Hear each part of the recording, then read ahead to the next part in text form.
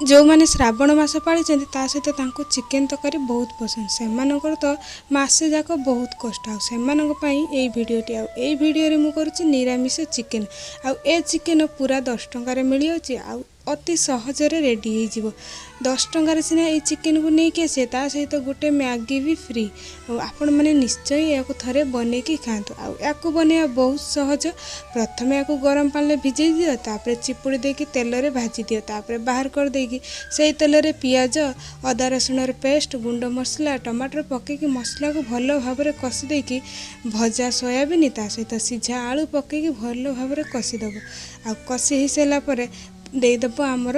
गरम पानी किसी समय फुटीगला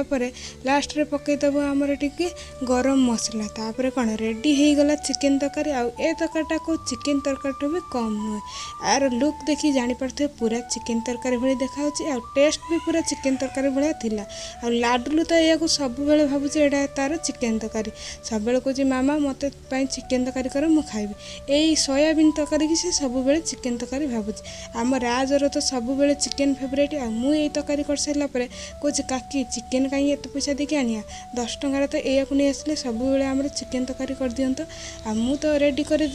बापा बढ़ा बढ़ी कर रखदे समस्ते साथी होकर बसीगलु खायापी